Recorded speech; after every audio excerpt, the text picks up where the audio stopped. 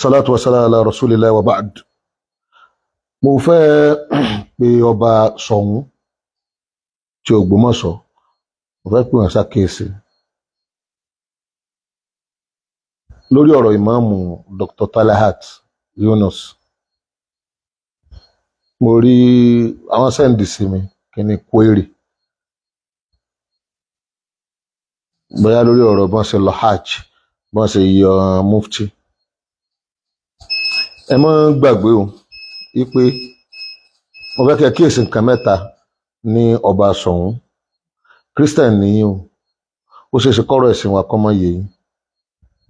Ẹ sì pẹ̀lẹ́pẹ̀lẹ́ tẹ́ bá fẹ́ máa dá sí ọ̀rọ̀ ẹ̀sìn wa, ẹ sì pẹ̀lẹ́pẹ̀lẹ́ torí kò sí bẹ́ẹ̀ sì dá sí lọ́nà àjà táwọn èèyàn ò ní rò bí nítorí pé ẹ jẹ́ Christian ló jẹ́ gbígbèsè tẹ́ gbé.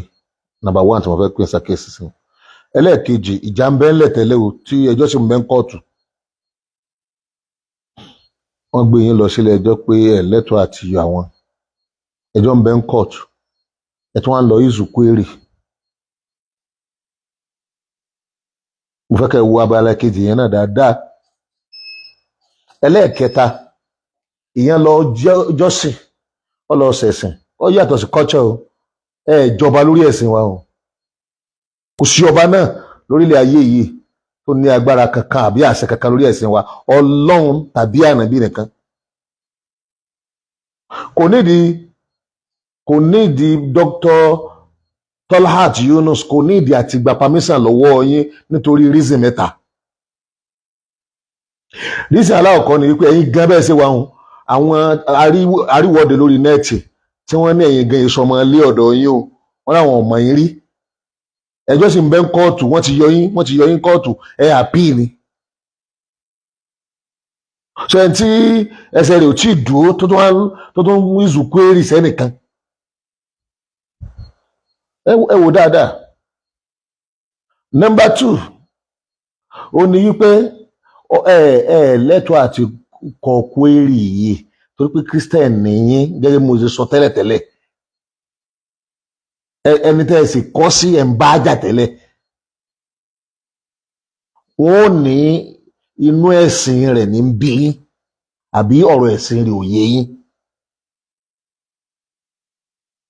Number three, ó yẹ ìsinmi, ó yẹ kẹ́ ẹ jẹ́ kí ìfẹ́ wà, kẹ́ ẹ ti kóòtù dì náà, kẹ́ ẹ parí gbogbo tí ń bẹ ńlẹ̀, kẹ́ ẹ parí ẹ̀.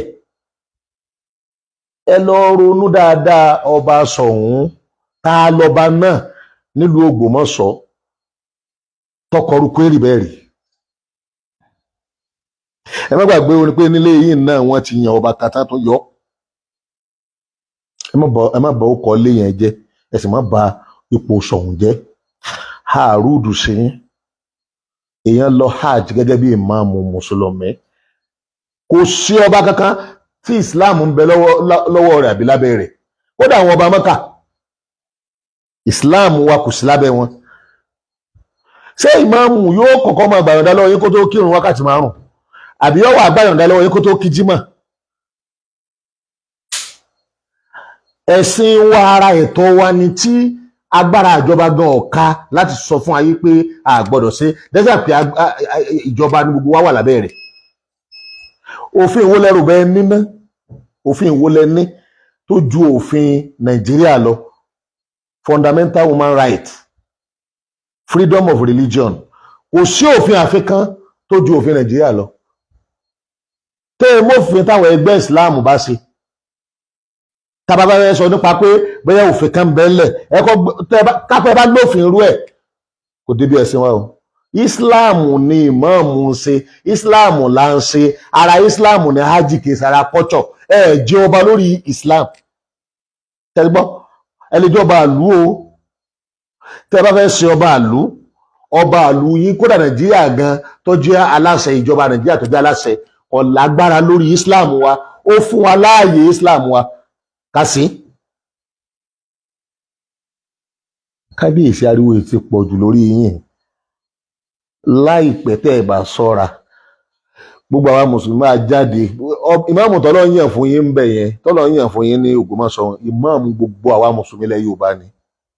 Tí nǹkan kan bá ṣe, kò sí ìlú náà láti ní jáde láti sọ fún ìjọba.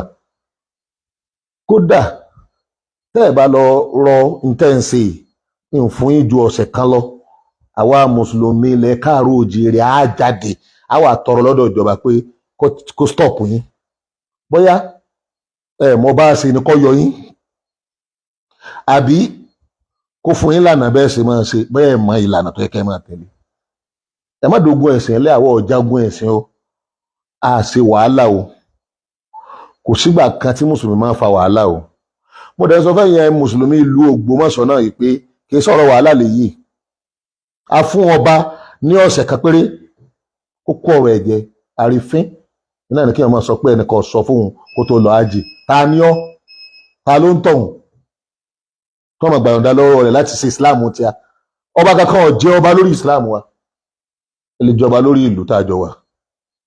Ẹ sì ju òfin Nigeria government lọ, òfin orílẹ̀-èdè Nigeria constitution ẹ jù lọ.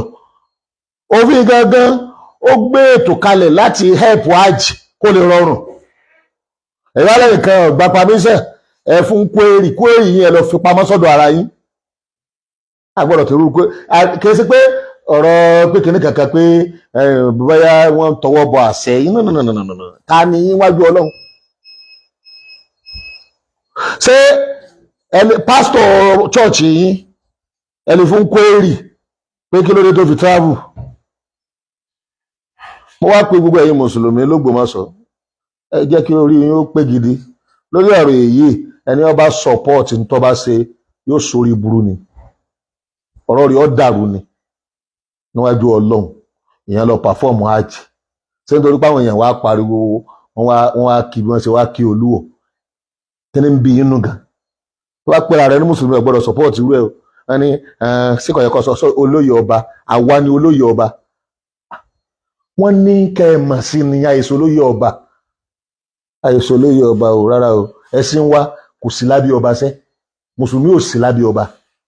Àmọ́ tá a bá jọ wà ń lò wọ́n fi yín ṣe ọba iyì, wọ́n kàn kì í ṣe ọba òfin, kì í ṣe ọba aláṣẹ péré tí ń bẹ Nàìjíríà náà ní ìjọba. Chairman local government kì í ṣẹgbẹ́ ọba níbi ọ̀rọ̀ òfin àti àṣẹ débi pé a máa tọwọ́ bẹ̀ sí wa. Nígbà tí ẹ ti jẹ́ Christian ẹ yọ̀lẹ̀ tọ̀ ìmọ̀ràn tí ń bẹ́ẹ̀ nù. Kò sí báwọn èèyàn ó sì máa gbọ́rú ọ̀rọ̀ yìí tí inú wọn máa dùn. Tẹ́ ẹ bá rẹ́nìkan tó bá nínú òun dùn àmọ́ náfìkì ni. Bínú bá ń bí ọ sí Dr. Talat Yunus ìmáàmù Ògbómọ̀ṣọ́ kan ṣoṣo tí ó sì sí ẹnìkan tí ó gbé ṣubú, tínú bá ń bí ọ sí kése bí irú ọ̀rọ̀ báyìí. Ìyẹn tí á jí Ọlọ́run dé ní àṣẹ tọlọ́run, ìpèpè tọlọ́run lọ dáhùn rẹ̀. Ẹ wá ní kó máa dáhùn kwérì. Ìmáàmù má dáhùn kwérì ẹ̀ ń bá fẹ́ lọ sí kóòtù kó lọ kóòtù. Àndẹ́mọ́rọ́ ẹ̀yin ajàfẹ́tọ̀ọmọnìyàn tẹ́ ń bẹ lọ́yọ̀ state ẹ gbé ọba ìgan lọ sílé ẹjọ́ kẹ́ ẹ sọ fún pé kò gbọ́dọ̀, ẹ̀yin ará Ọ̀yọ́ state náà ní ẹ̀sìn kò gbọ́dọ̀ dá sọ́rọ̀ ẹ̀sìn bá mọ́, kọ́ mọ́ bàá máa dájà alẹ̀ kí ilé ẹjọ́ kó sọ fún pé kò gbọ́dọ̀ dá sí ọ̀rọ̀ ẹ̀sìn bá mọ́. Lọ́ba pàṣẹ fáwọn ará ṣọ́ọ̀ṣì rẹ̀ bọ́ bà gbó. Ẹ̀rí wàá fi ni o. Àwọn ọba ń bẹ tọ́pọ̀ tí wọ́n fún Islam lápọ̀nlé, kò sẹ́nìkan tó rí wọn fín, àdẹ̀jáde sọ̀rọ̀ ọ̀rọ̀ báyìí sí wọn. Ṣùgbọ́n tí èèyàn bá mú tó bá bẹ̀rẹ̀ sí máa rí ẹ̀sìn wa fín, ń sọ pé bí ìgbà pẹ́sìn ò sí, àbábùkù bẹ lára ẹ̀sìn àbí ẹ̀sìn wọn máa ń ṣe.